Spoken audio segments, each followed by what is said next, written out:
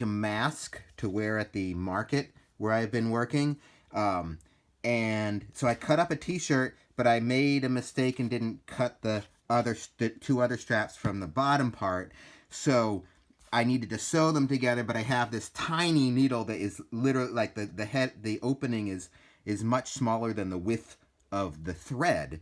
So I couldn't really sew it, and I had to get to the market, so I just created a very crude, quick mask out of my t-shirt, and it looks like this, but it seems to work. Yeah. The thing about masks is that also a lot of people out there are wearing hats too because it's cold. So let me just put this hat on. Hold on a second. Really, you can only see a very thin bit of eyes, which forces you to look right at people's eyes, especially even just to recognize them. Which is also, I realize with customer service, I rely a lot on my smile to put people at ease. That's why I drew these lips on there. But you don't have any of that, so I found myself gesticulating a lot and you know, trying to look happy just with my eyes and my head movements, sort of like a puppet. If you've ever operated a puppet and it's laughing, it has to go ha ha ha ha. In fact, I was thinking when I was getting tired of talking that a friend off to the side could just do the talking, and nobody would know the difference. I'd just be moving my head. Another thing is that I figure that the lipstick industry must be suffering now because why would anyone put on lipstick unless they truly believe that thing that seems like a lot of women who wear lipstick say that they don't do it for other people, they just do it for themselves. So maybe people are still wearing lipstick underneath their masks, but it seems unlikely. The other day, I was not actually walking home from the market, but and I was holding this cassette tape player thing that I'm trying to work on some tape project for some reason during the quarantine. But when I walked by my neighborhood, people came outside and were cheering and they're clapping. Say, I only have one hand, so here, so clap, clap, clap, and yelling essential workers. And I was really embarrassed until I realized, well, I do work at a market, so I guess I'll take that. Also, I've been wearing a necklace with my outfit, so because I didn't want to look like a scary bandit. I don't know if I can get this necklace over. Oh, that's a problem. Wait a minute. How do? Okay, there. I've been wearing a necklace to kind of put people at ease, but then I realized that everybody at the market, because all the shoppers have masks on too, and they look like bandits as well. So it's all right. We're in it together. Ironically, though, because of the muffling of the sounds, especially people with really thick masks, I have to actually get closer to them to hear them. That, to some degree, defeats the purpose.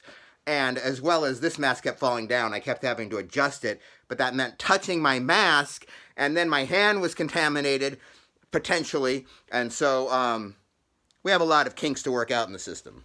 Anyway, sign language for smile is with both fingers.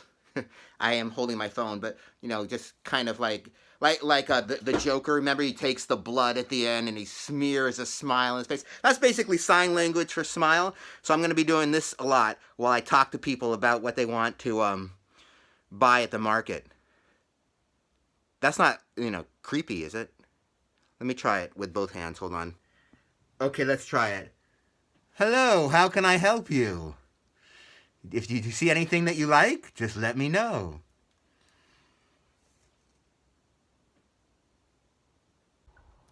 I'm back from the market. So I took the scarf was actually that I made was that I wore, which was just a torn t-shirt today. Strapped across my face was kind of painful. So I'm thinking of wearing an actual mask. I did borrow a needle so I can maybe sew myself something better.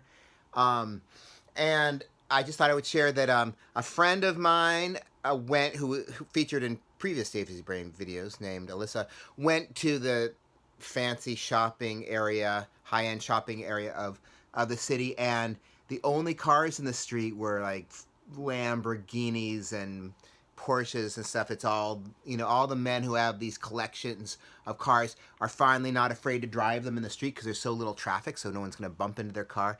And that got me remembering this other story that I was just told about at Bow Market, at this market where I'm doing this outside work a few times a week.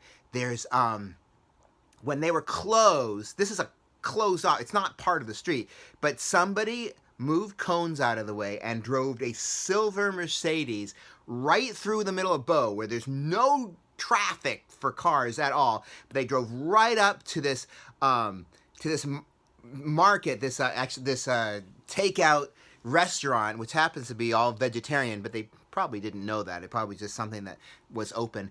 And the guy got out dressed in a full hazmat suit and went and got food from this market and then drove away, not replacing the cones, mind you.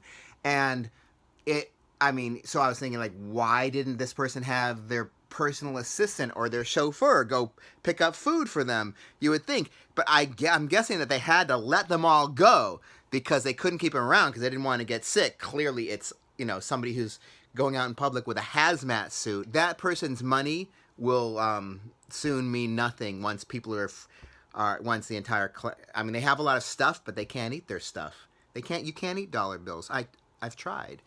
And so that happened.